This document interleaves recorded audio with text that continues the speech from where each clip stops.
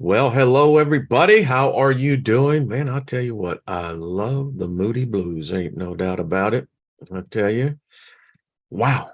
What fantastic, as they would say, um flashback. Yeah. That was the big thing back in my day when, you know, LSD, you'd have flashbacks. Can't say I ever had one, like the experience, but I digress. Hello, everybody. How are you doing? Speaking favor over us all, nothing missing, nothing broken. Thank you for joining me on this here Wednesday hump day. I always think of Nina and her program and her new channel over there. So welcome. And nothing missing, nothing broken. Fabulous, fabulous. So fall is here. How many of you know what this is called? Coxclaw, and we have it in bloom here, and it is just so pretty. It's just fabulous. Fall is here. It's a rainy day, and as far as I'm concerned, the world is doing great. My reality is like, okay, all is well. But unfortunately, that's not the reality that's outside. So welcome, everybody. So good to see you. John Price, how you doing? Emperor Rex, Scotty Boy, much favor. Much favor. Man, I tell you, high five, dude. Oh, there you go. High five. Give you 10. And we go on. There's Nina. How are you all doing? Rap, good to see you. Haven't seen before. Deborah Sloan, how are you, Moms? Good to see you. The names are going. Peter, I see Elderberry, B. Mr. Floyd, what's up, brother? Good to see you. Stephanie, how are you? Rabbit Hole Diver, what's up? Mary Wins, hello. Go, all the way from Croatia, and lots from over in Europe. Grace, good morning to you. Afternoon. Hey, we can time travel here, I always look at myself like going on a surfer, I'm traveling time, man. Calabunga, there we go. Goddess Albina, good to see you as well. Lost in Space, what's up, Matthew? Hello, Kim B. Man, I'll tell you what, it's just great. I had a fabulous time with Ryder yesterday. Got to get the link and put it in there. I mean, if any of you if you're not subscribed to him, you should be. That was a really, really good conversation, and I'd encourage you to go over and check out our good friend and brother Ryder Lee. Uma, how are you, my dear? Good to see you as well. Stephen Jacobs, hello, good to see you. Linda Espinoza, how are you, darling? Good to see you. So going to get right into this because we got a lot to cover. Colleen sent this to me today, and I thought it was just interesting. So, Satan. Yeah. By the way, the tea is back.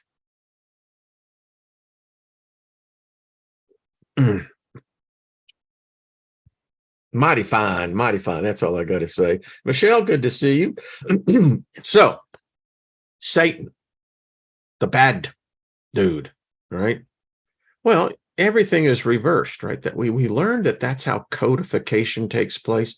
All holy books, scriptures are codified because the standard belief has always been that unless you were up in the elite, the upper echelon, in other words, that you actually were taught how to read and write, you were taught, the history of whatever belief system was there, and you began to learn about things like mathematics and astronomy, etc.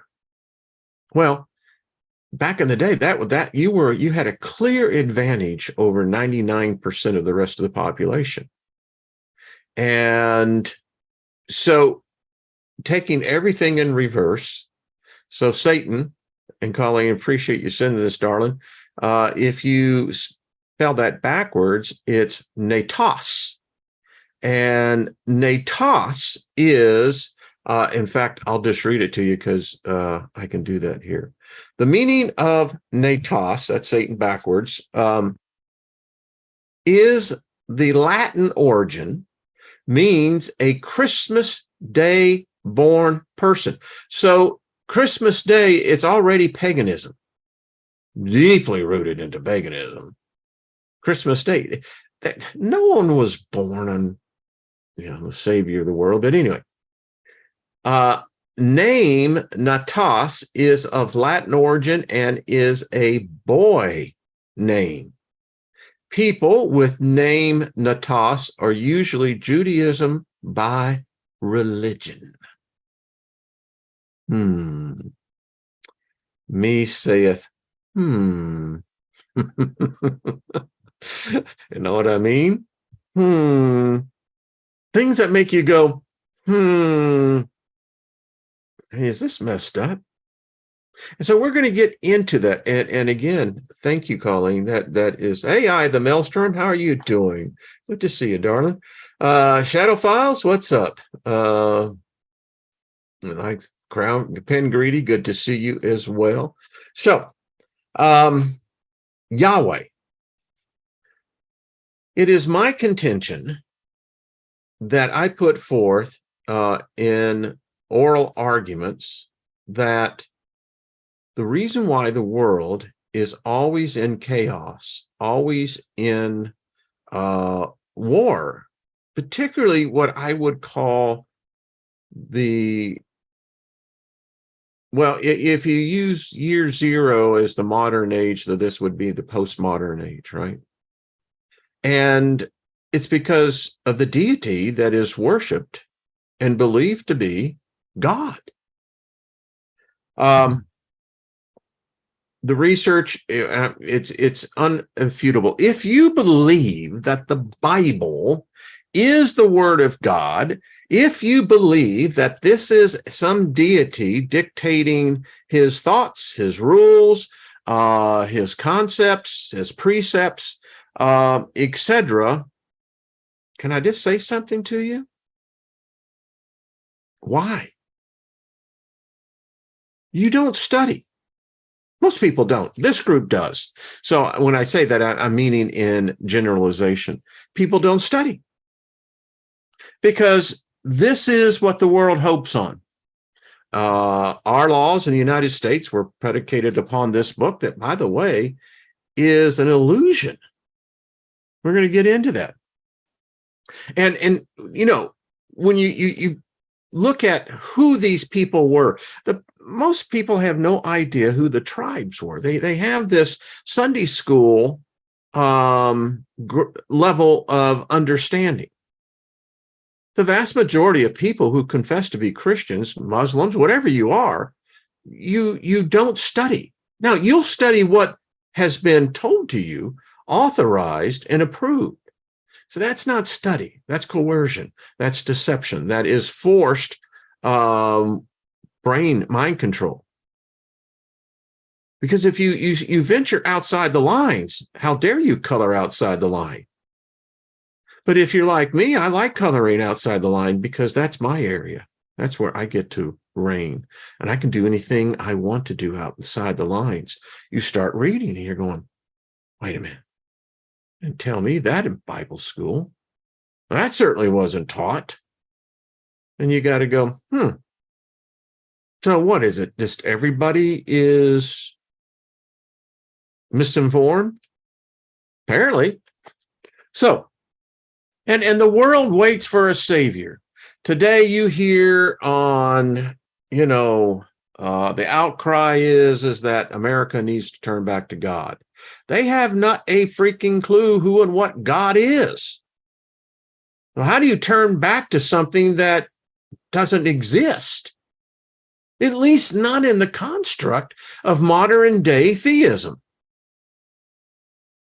And the fact of the matter is, if you believe in a Christ and a Jesus, well, then Jesus would be, by his royal lineage, his bloodline, he would be the son of Yahweh.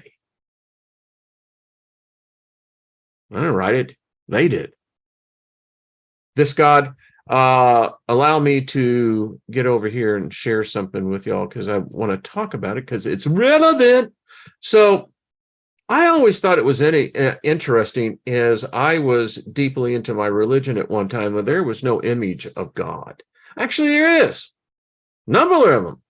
It's just that we weren't taught what was the truth. We were taught a theism. We were taught an ideology, a theology. But this is interesting. So Isaiah 42:8, it says that I am Yahweh, that is my name. Now, modern day translators have taken that out.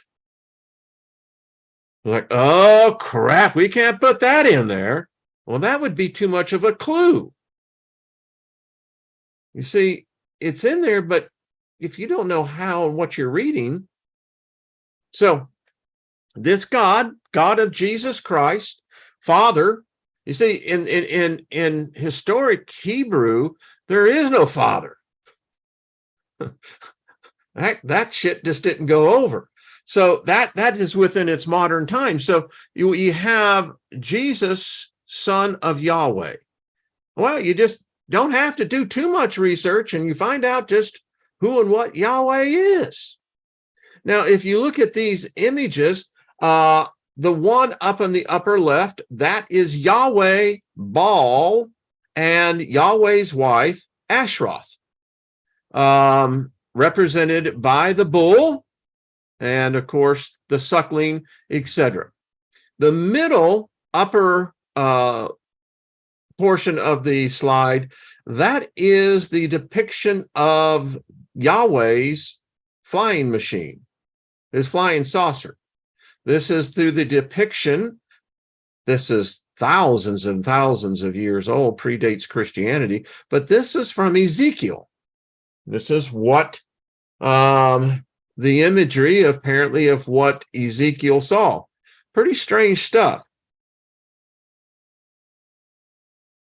Upper right-hand corner, that is Baal and, Yahweh and his wife again, Ashroth. Then you have the bottom lower right, that is Yahweh opening the graves and bringing resurrection to those who follow him. That's a weird thing, isn't it? The thing about it is, well, if you get into it, it's never been done. It's like this resurrection thing, the center lower bottom part of this graph is Yahweh. Now, it's been depicted as Baal. Yahwehism and Baalism originated at the same time. Eventually, Yahwehism really took over. But the thing about it is in my research, and I've been at this for a long time, is that Baalism is alive and well. It didn't go anywhere. Its followers and its devotees are as zealots as, we see in many modern day beliefs. And then finally is a little bit more of a modern interpretation of Yahweh. And in this depiction, we see it as a lion with that of the serpent. And of course, we see the symbols of both the dualism that plays out within the spear that is in control of this demiurge that we call God. It's printed in our money. You talk to the average person in America and you ask them, do you believe in God? Most will say yes. And if you ask them, well, what God are you believing in? And they'll tell you the God of the Bible, the God of Jesus. None of that true, but nevertheless. So that is an history of this creature, this being that is anything but nice. There isn't any love or compassion in this. This is a God of war, the God of chaos. And from that derivative, there is expanded out. And I love this. You see, as we begin, and like I said, there are well-versed individuals within this group. There is absolutely, that's why I love this group. It's just, anyway, so if you look into it, I do recommend this book if you really want to get a good handle on how things are today. Things today, I can say this, are more inverted paganism than ever before. And that's the problem when you borrow from so many different belief systems and you try to coagulate and amalgamate these belief systems into one. Don't work. Never has. So, hello, Claudette. How are you doing? Yeah, out of chaos, B. There you go. Absolutely. You got it. Yeah. Lady Ellie, how are you doing? So one of the more popular views was the presentation that I put, particularly where it comes with religion of what we call today. Today, if you say you don't believe in God, well, then you are ostracized. You are mentally castrated from the rest of the group. You are branded, and you will find yourself very much alone. Because people say, well, how can you say there's not a God? There's no proof that there is a God. Absolutely none. I'll take the atheist point of view. You can't show me anything. Nothing that proves that there's a God. Now, you can point me out into the heavens and you can show me cause and effect. Yeah, you can show all that, but that's mentalism. The 7 principles, the very first thing is everything is mental. Everything is cause and effect. So, for a person to actually say that there is no God is actually a sign of advanced intelligence. Because the problem when you get yourself trapped into saying that there is a God, you've already limited yourself. How can a being who is supposedly infinite be cataloged, branded by a title, a noun, God? It's an illusion. It's a made-up matrix that each individual forms within themselves as to if they have been under the spell, the God spell. My wife and I were talking this morning over breakfast, is that once the God spell is broken, you can't go back. Lynn and I could never go back to the group that we were associated. They would reject us summarily. I mean, they've already ostracized us. We've been branded because we challenge the narrative. And when you challenge the narrative, it comes at a cost. It's cost me dearly in the business world because there is no God. And again, no person can show me with absolute assurity of anything. Doesn't it get? So the timeline of sapiens religions, this goes from 10,000 BC to 20,000 BCE, which it should be, but AD after. All right. It says, although there's no records of earlier sapiens prior to 6500 BC, it cannot be assumed that there was no organized beliefs in a higher existence, nor can it be ignored that from the beginning of Homo sapiens, there is little evidence early sapiens had any organized religion. We are Homo sapiens. And yet I talk to people all the time who got this funky idea that somehow we were created by God, you know? Well, then where the hell did the Neanderthals come from? Where did the Cro-Magnons, the Denisons, where did these other genesis of man, who created that? And why are they extinct now? They live in us to a greater degree because Homo sapiens are horny.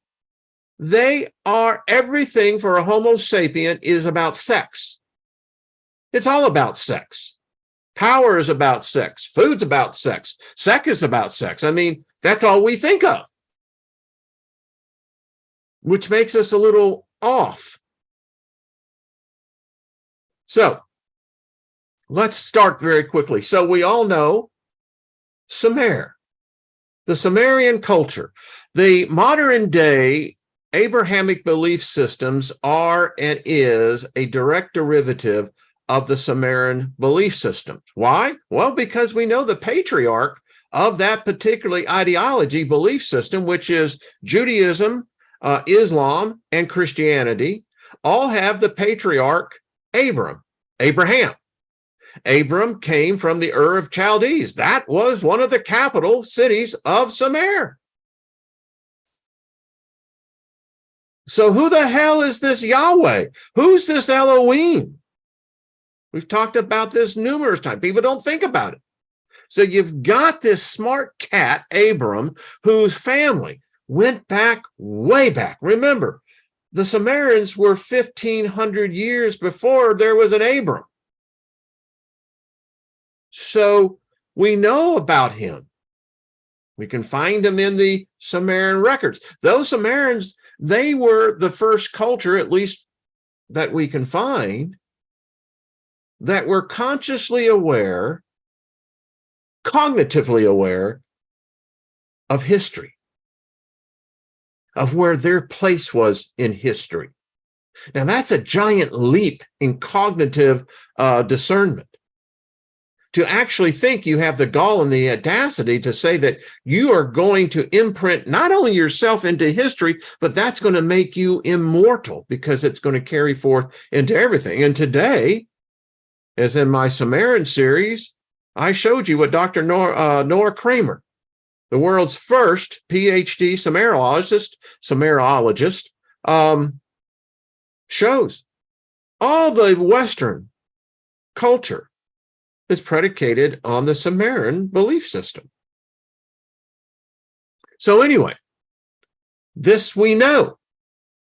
So as we go forward, because there's no record prior to 60, even with Golgi Tepe, is, yeah, we have the buried monoliths, but we're still not sure what we're interpreting. We know that apparently there was a comet headed to Earth. They knew that there was going to be an extinction. They saw it. They had time to prepare for it. But that record has been wiped clean. Puts us at a disadvantage. It makes us where we have this constant problem with amnesia. Trina wrote yesterday, I saw in a comment, which was so true. She said, well, maybe we're on the journey of discovering who we are. And the thought hit me, maybe we don't want to know who we are. Maybe we've done this on purpose because we can't handle it. So we go back to Nimrod. These are real, actual beings, not the mythological Jesus where we have no drawings, none. I mean, you got to ask yourself, why do we have an actual bust of Alexander the Great? And when I am challenged by Christians who, and I appreciate when they do this, I ask them one question, one thing. I only have to say one word. And most of the time, that is more than enough. You know, I've said this before, Morpheus was right in the movie The Matrix. You can't wake up a mind past a certain point. Most minds will not allow this to penetrate their defenses, what we're talking about here. So and that one word, by the way, is Vespasian. I mean, and maybe it's a little bit, I don't know. It's kind of, I get a little kick out of it because there's always this blank. Who? Vespasian. Never heard of that. Yeah, I know why you haven't.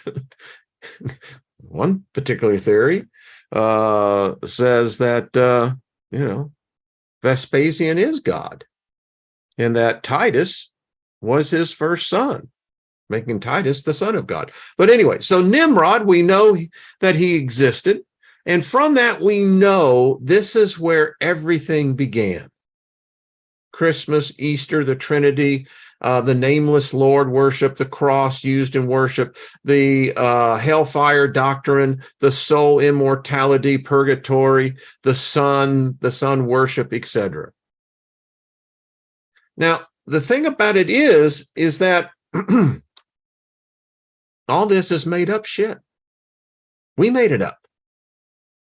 All of it. Yeah, we don't like that idea, Wayne. I spoke at depth when I presented this years ago. People need a modern day understanding of who the Phoenicians were. Who was and where was Phoenicia? What impact did it have on Western ideology, theology? Everything.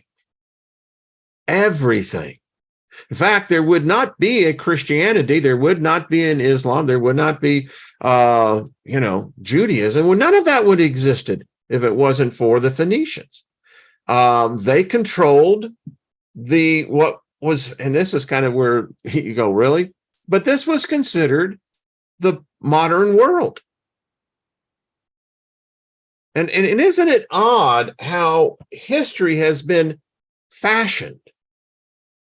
Because the Phoenicians, they had to have been aware of those in India.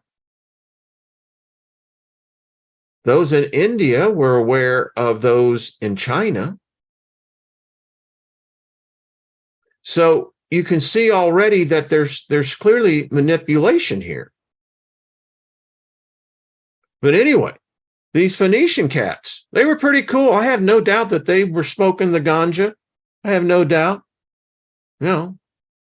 Because, what the hell do you do on a sea voyage?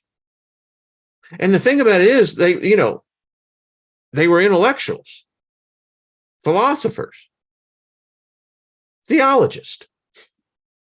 You could say in modern sense, they were, physicists.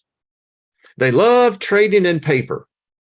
Why? Paper was the written word. The written word determined and dictated history. And there was big money, as there is today, in documents. In this, and I won't go into all this, but the evolution of ritual from the Phoenicians to the Christians cover more than 2,000 years and is greatly intertwined with the history of the Jews and their mostly failed history as a people in the world of ancient and classical politics. So most modern people today have no idea what classical religion is, what classical politics is. It dominated our thought process for thousands and thousands of years. The people who became the Jews had multiple responses to the repeated historical failure. Remember, this is a nomadic group. People build this whole thing of Solomon and the temple. There's no proof that Solomon lived. There's no proof that David lived. But that's another time. Says the remnants of the Jews at each point of failure created responses, at time clinging to the old beliefs. This resulted in multiple forms of Judaism, some modernized, some more deeply traditional, which helped to create this bridge to the development of Christianity. In short, this is how Baalism influenced the new religion called Christianity. Christianity is more Baalism than it is Yahwehism. Fact, Jack.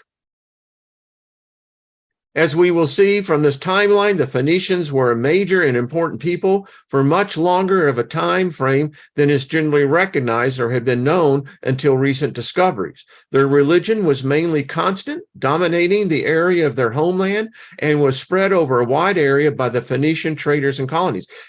The time of the ancient and classical belief systems, there was they didn't think about the soul.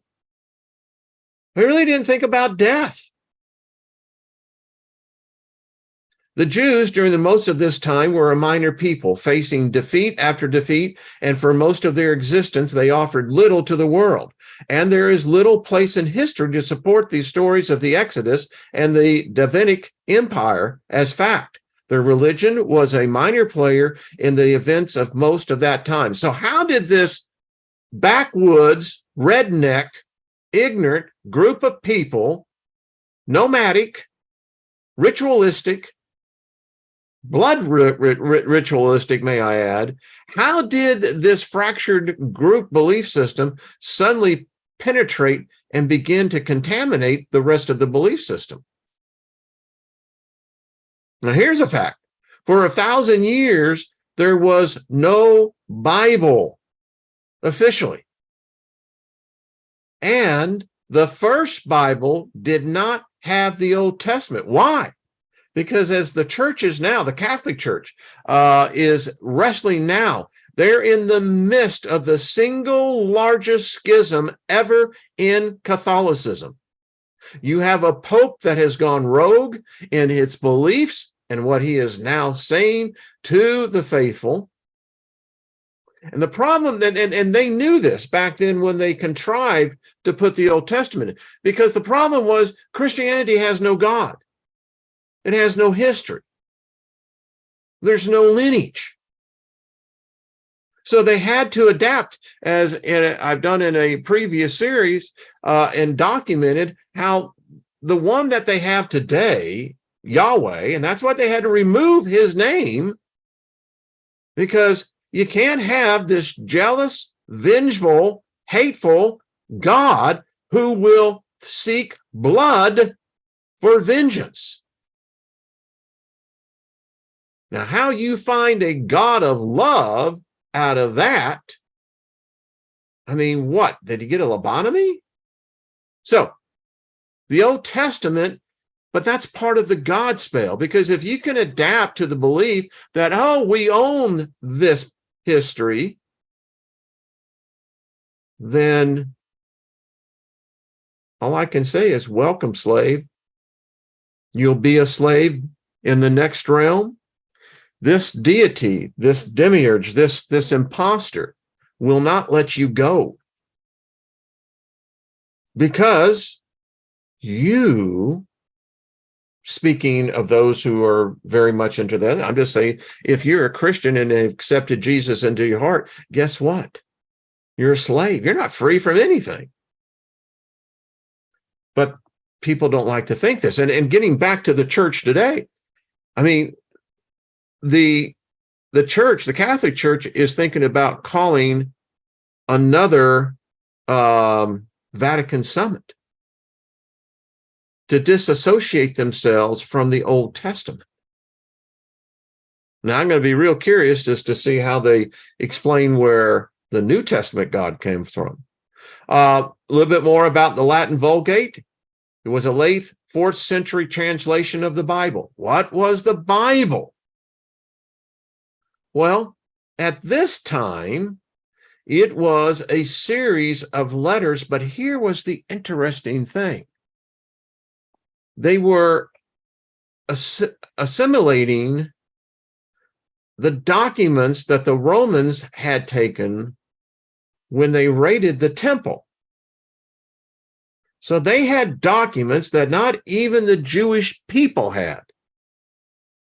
Listen, it only takes 2 generations, and you can wipe out the memory of all generations prior to that. You can completely rewrite history.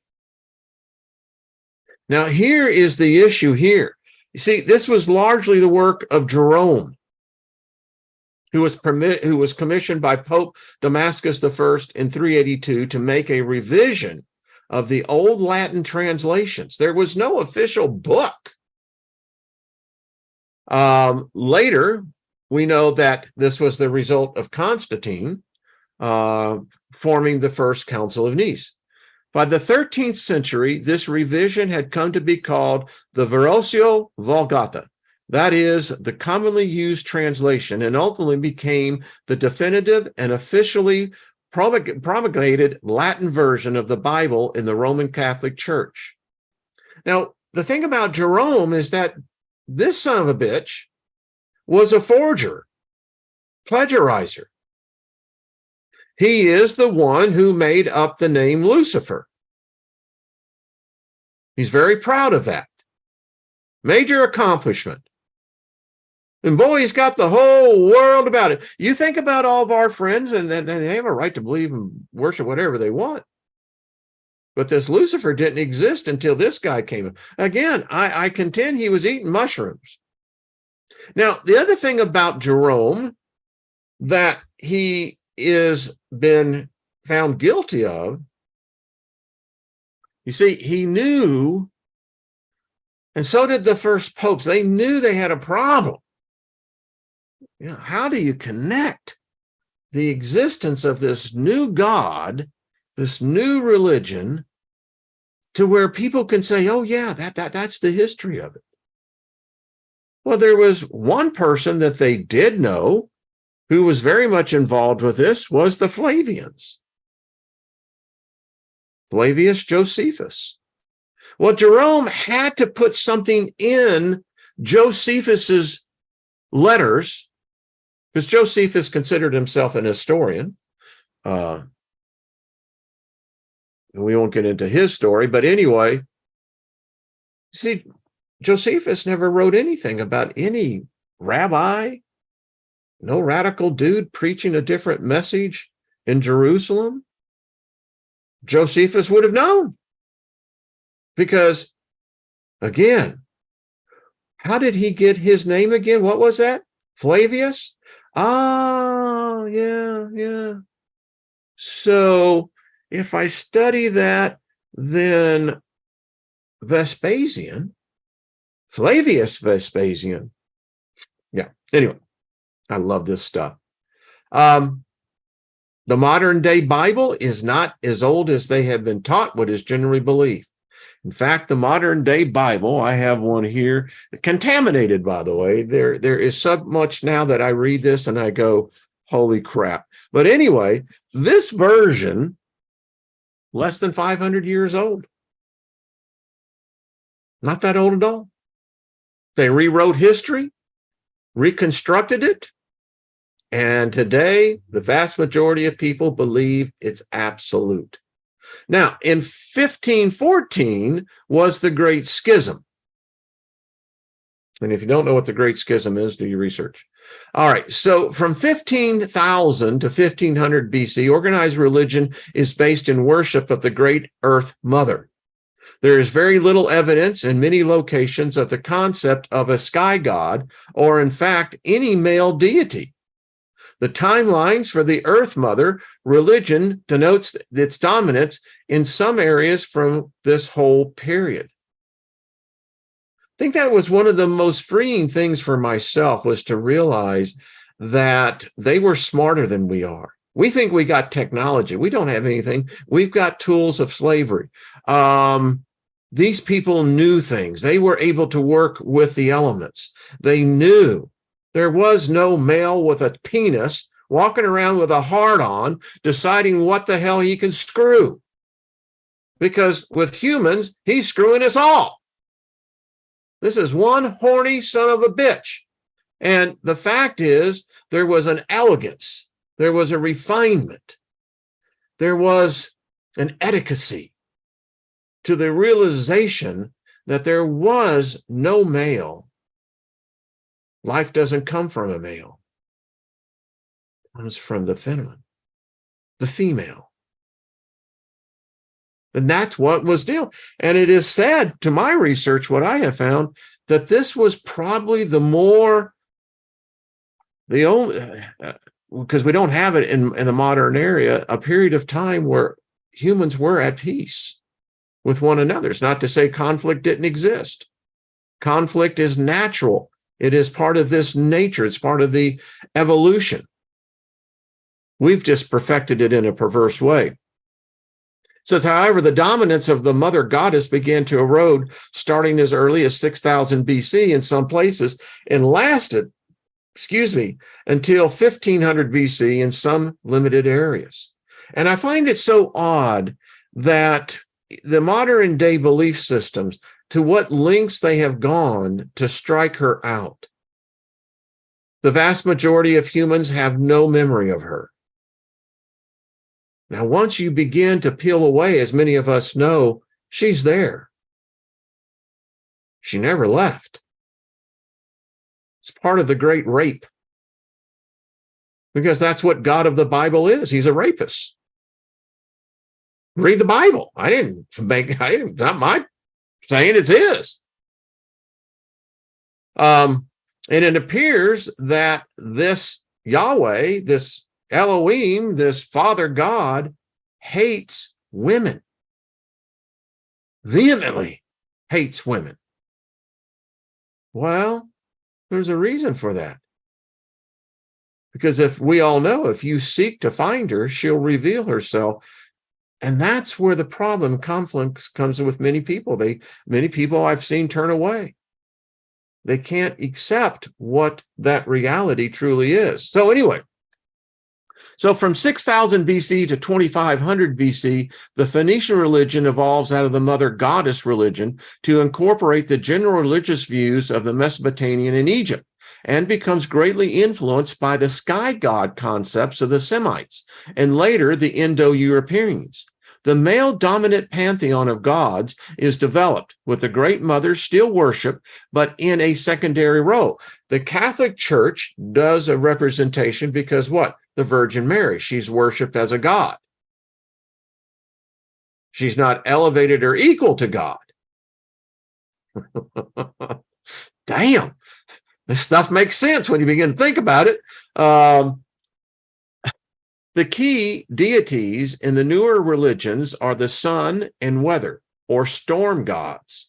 Many of the religious stories are based on agricultural events and on astrological observations.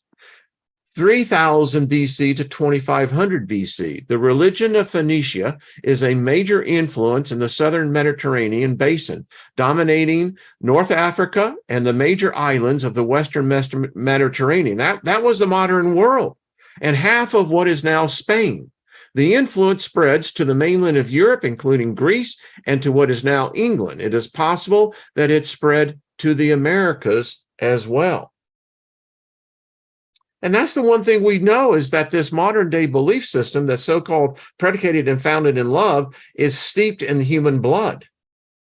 The death of millions of innocent souls. Those who refused to believe, they would not forsake what they knew to be true. Many of them died, tortured, because it's by torture, by commandments, thou shalt not, where you get loyalty. And this God would rather have obedience above sacrifice. Why? Because if you're a slave, you accept that, then shut your mouth, shut your thoughts. How dare you challenge me? You see, my ancestry, we have been enemies of Yahweh for many generations. I look at my life and how I went through the initiation, 50 years to understand and to learn this God. And I've come to realize that I've hated this God before I ever came into this realm. This is an imposter. And I dedicate my life to continuing to expose this God to the world and those who will listen. Stop believing in this God. This is the God of war. This is the God of chaos. This is the God of death. This is not God. There's something that's even higher than this. And that's my point. That's my position. I ain't changing it. From 3000 to 1200 BC, the Phoenician periodically under control of major influences of Egypt, but is more often in relatively free trading partner. And all of this people don't think about, but this is where all belief systems are in the cauldron and, swirling together. And as you add a new thought, it changes, the permeation of the recipe. Clear links between the development of Greek culture to Phoenician influence, founder of Thebes, Candamus, and the Phoenician prince, the Greek develop and adapt Phoenician pantheons with new names. The invasion of the Hyksos Sea people and other nomadic people greatly destabilized Eastern Mediterranean areas. It is possible that the eruption of Santorini volcano impacts the strength of rivals such as Crete and Egypt. Phoenicia survives and becomes more independent and more dominant in the Eastern Mediterranean areas. They become almost completely dominant in all the Mediterranean trades. These Phoenicians, they were the sea people. They were they were the masters of the sea. We know that they made it all the way up to England, possibly beyond that. Amazing. And this is a graph that shows that. And why this is significant for us in the modern day world is that because this is what's been erased. When you begin to connect this and begin to incorporate it into your own ideology, you begin to see that, gee, Toto, we're not in Kansas anymore. Because this influenced all religions. If you believe that the Bible is true, then they were influenced by the Phoenicians. And they were the ones who were basically the pollinators. In the highlands of what is now the Holy Land, a small and unimportant area of the Phoenician influence, the cult of Yahweh, molded greatly on Phoenician religion, develops. And you can see how this was possible. Internal struggles between the Yahweh cultists leads to disunity and great internal struggles in what was the southern area dominated by the Phoenicians or the Canaanites. Religious struggle concerns mainly the role of Yahweh. The debate was over whether he was a sole god, a chief god, or just a god. There were also questions over the proper way to offer prayers and sacrifice to him and other gods. Mostly, the proponents of Yahweh are in an inferior political position throughout this period of time. The Canaanites. I don't see channels talking about the Canaanites, but if you believe in a God, that's what you're believing. Odd how it is that when you begin to think about this, the thoughts that you thought were yours and so independent are actually the thoughts of something that's 5,000 plus years old.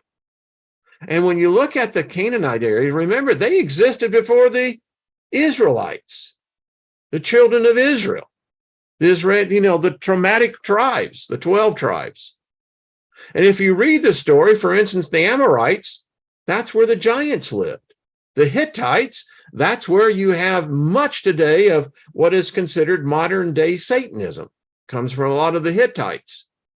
The Peruzerites, they got their ass whooped by the invading army of these, slaves. Yeah. The Moabites weren't much liked either. And the interesting thing, if you study the history of the Old Testament, which I have, and now I actually get to read the books of what really was going on, hell yeah, there was some war. And these were bloody raids. This was no, can I sit down and have a joint? Let's talk about this. Baby. No. No, these cats came in for real. So again, the influence, the Assyrian and the Neo-Babylonian domination of Eastern Mediterranean, Phoenicia is attacked often with major defeats, but managed to stave off complete domination by the new powers. Phoenicia creates more support for its Western Mediterranean colonies as a means for escaping, if needed, from the new powers. Who are these new powers? Well, Babylon, etc. Minor and relatively unimportant, the semi-Yahwist kingdoms, Israel and Judah, are both destroyed with minimal effort by the superpowers, Babylon. And these people there are mostly exiled. So 600 to 550 BC, Yahwists in exile in Babylon create a new religion with Yahweh as sole God. Remember, people got this messed up idea that the Hebrews, the Jews, have had these books for thousands and thousands and thousands of years. No. When Nebuchadnezzar came in and kicked the crap out of them, destroyed their temple, burned, baby, all of their books. Now, I have no doubt that the priest of Babylonia went through them and took what they needed because there was some powerful knowledge We call it magic, black magic today. But the fact is, these Jews in captivity forgot the name of their God. They completely forgot. They didn't know. I mean, you call it Yahweh, all right, that's our God. They made the shit up, and it's intermingled with Babylonian folklore within the pantheon of the gods there. And trust me, the Temple of Solomon was no match for the Hanging Gardens, this city, this Babylon. The pictures that you can see before they desecrated, with ISIS and what have you, still existed for nearly 5,000 years. It's just amazing. Anyway, and declared that all defeats were Yahweh's punishment for the failure to comply with Yahweh's laws and mandates. People now call Jews the holy books rewritten and codified. Yeah. Why? Because if you read the book of Daniel, it is in complete mysticism. I would have loved to have been at that time, to be in Babylon and to be associated with the mystery schools, potentially to be a priest, to know what they knew.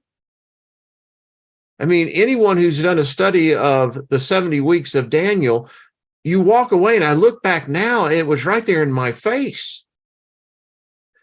Powerful forces were at work. Portals were opened, and yeah, it was some wild stuff. So this was the Babylonian. And my wife said, she said, this is a college course. You can't show this in an hour. It's too much for people to absorb. And that's why it was several parts series. But this is what we believe today. These thoughts there are now integrated into our thoughts today.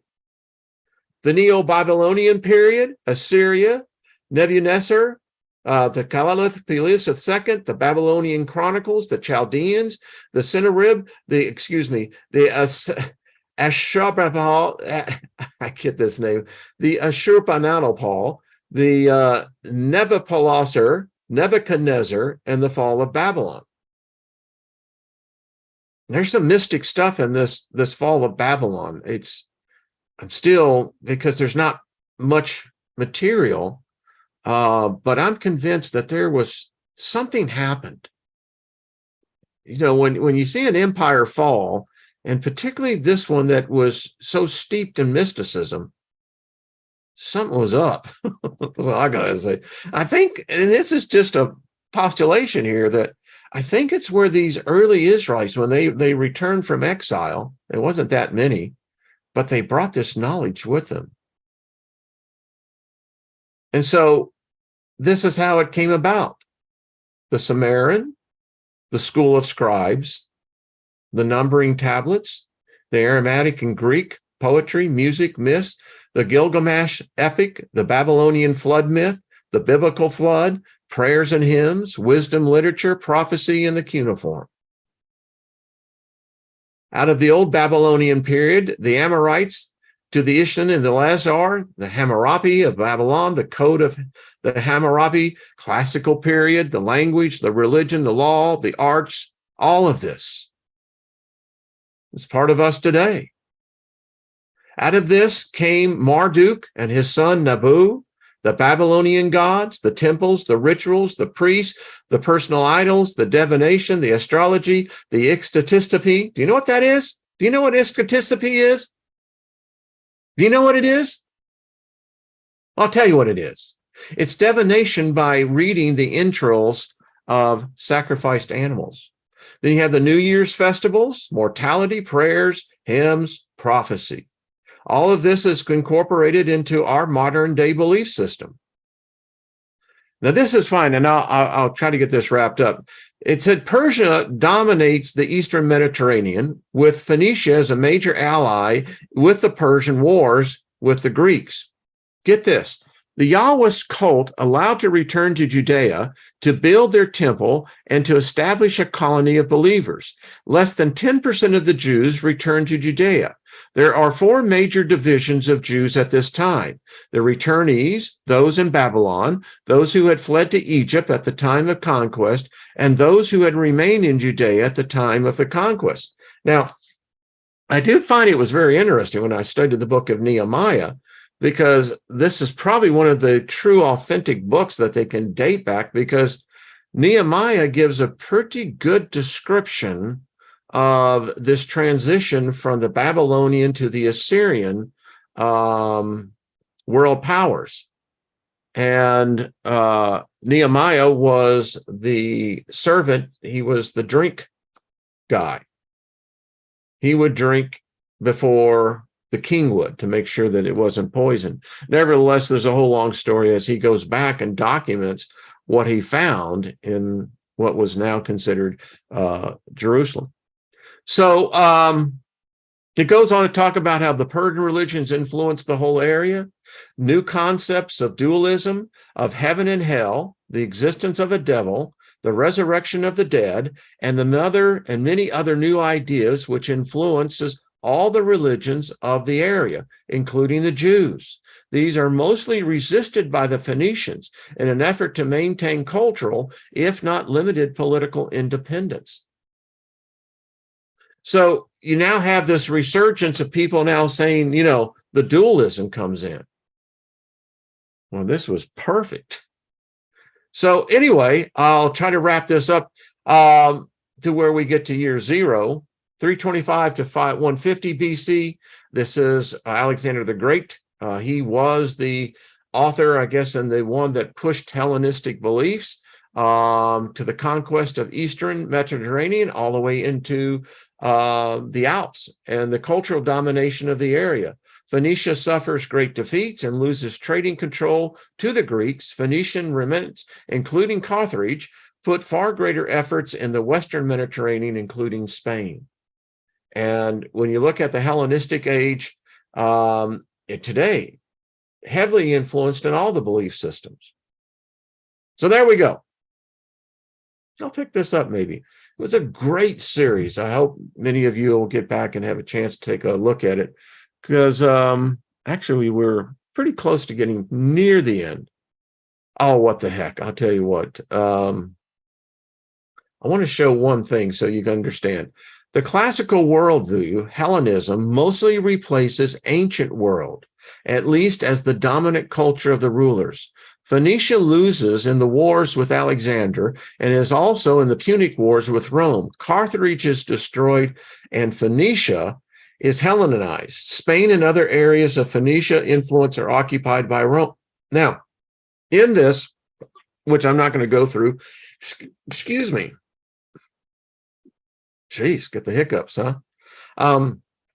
When you look at the Byzantine period, this is the Roman era, this is where you begin to realize how this thing we call today God, which people believe is Christianity, how it was created. And folks, it's a devious, nasty thing when you really get down to it. And this gets into when the Muslim invasion to eliminate the classical and ancient worldviews and mainly support the worldview of the Yahwist.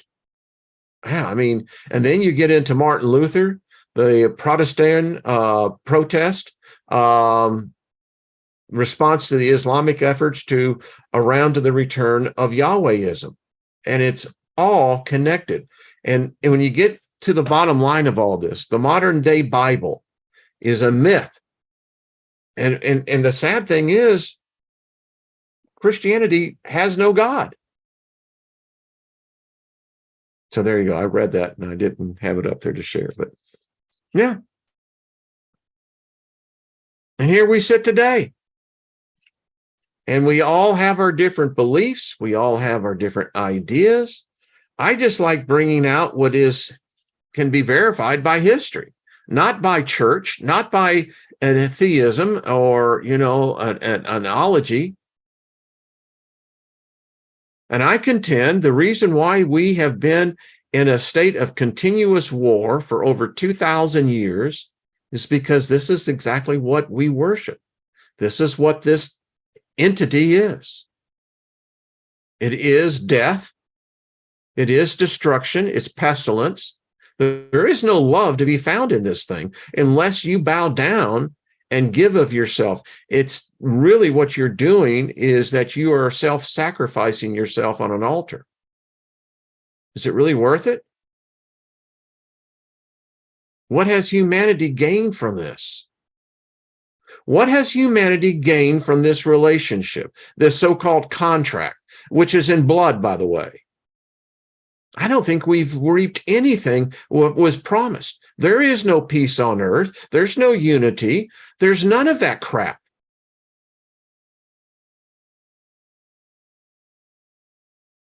So anyway, got to go. Nina says, got to go to another live stream. Well, all right, dear. Have fun on that one. So anyway, folks, I hope you found this of interest. I know this is not everyone's cup of tea. I get it. Because people look at me as a heretic. I actually had someone write, I told you all this before. I know that the woman was very sincere, saying, how could you purposely take your name out of the Lamb's Book of Life? And I said, think about it. That Lamb's Book of Life is a slaughtered. I mean, if there is a God that has to use murder as a means to bring obedience to people, if there's this God that punishes people to bring them into obedience, that's no God. That's a tyrant. I contend that if more and more of us would move away from that and really seek back to the Mother Goddess, I believe that she could then regain her power. And there may be a war, because I don't believe this demiurge is going to in any way give up what it has usurped without a fight. That's why it's tried to punish me. That's why it tried to kill me. It failed. And when I cross over, I'll be looking to kick his ass and anyone else who follows it. I'm not alone.